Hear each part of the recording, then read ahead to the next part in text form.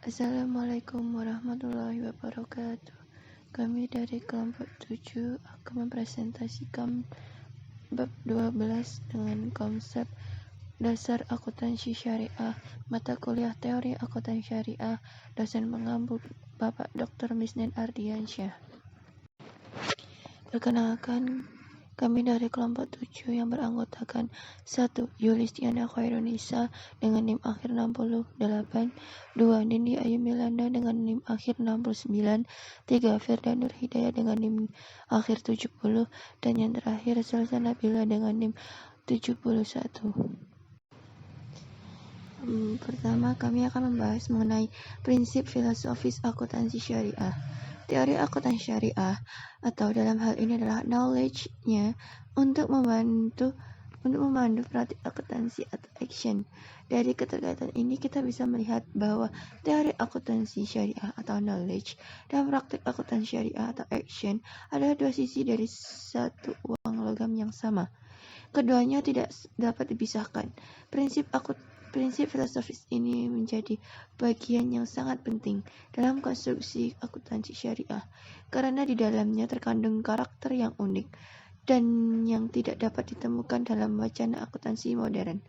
Keunikannya terletak pada adanya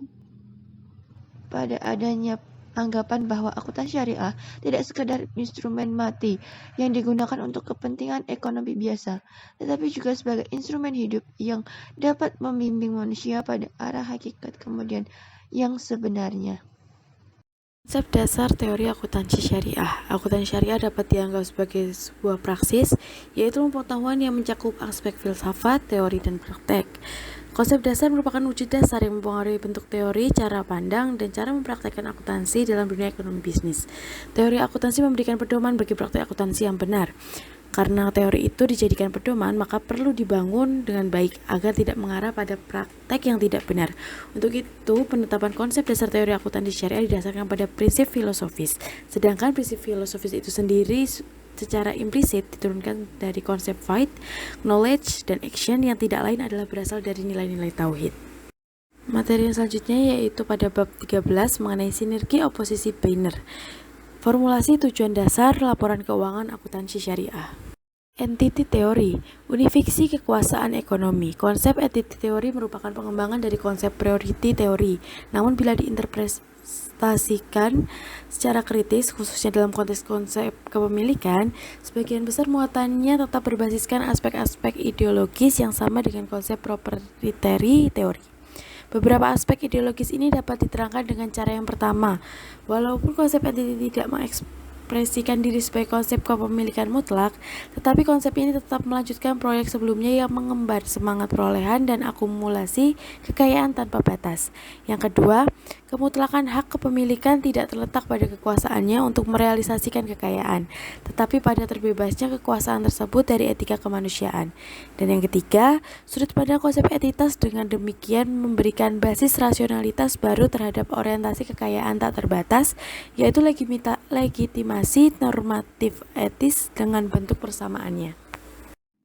Berikutnya yaitu terkait enterprise theory, diversifikasi kekuasaan ekonomi. Diversifikasi kekuasaan ekonomi dalam konsep syariah yang sangat direkomendasikan mengingat syariah melarang beredarnya kekayaan hanya di kalangan tertentu saja.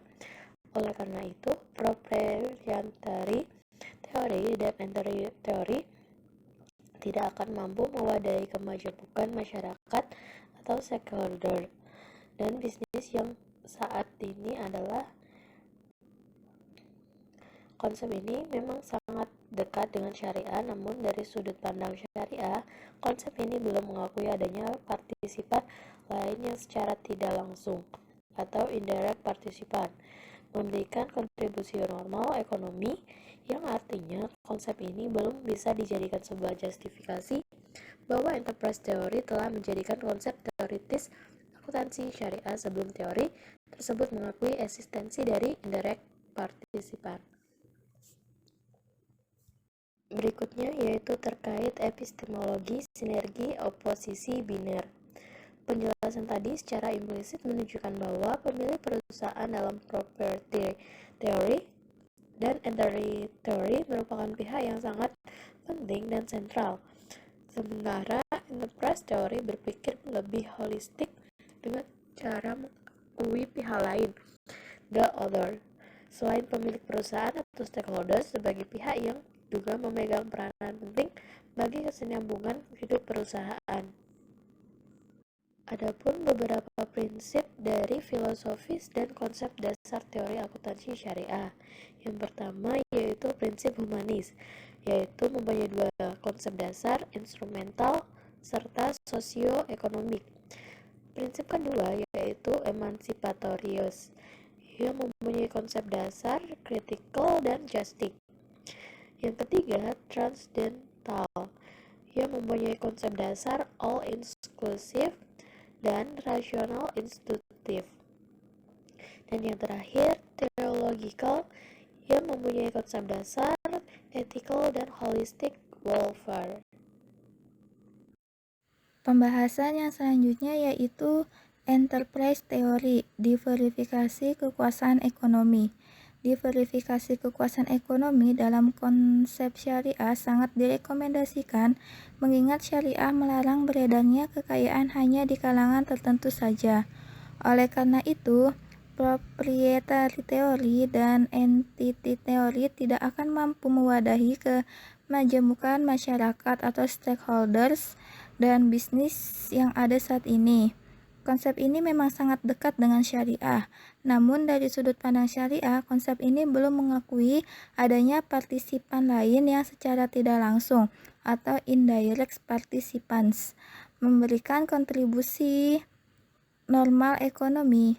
Artinya, konsep ini belum bisa dijadikan sebuah justifikasi bahwa enterprise theory telah menjadi konsep teori akuntansi syariah sebelum teori tersebut mengakui eksistensi dari indirect participants. Pembahasan yang terakhir yaitu epistemologi sinergi oposisi binar. Penjelasan sebelumnya secara implisit menunjukkan bahwa pemilik perusahaan dalam proprietary theory dan entity theory merupakan pihak yang sangat penting dan sentral, sementara enterprise theory berpikir lebih holistik dengan cara mengakui pihak lain atau the others selain pemilik perusahaan atau stakeholders sebagai pihak yang juga memegang peranan penting bagi kesinambungan hidup perusahaan. Sekian penjelasan dari kelompok 7, kurang dan lebihnya mohon maaf. Wassalamualaikum warahmatullahi wabarakatuh.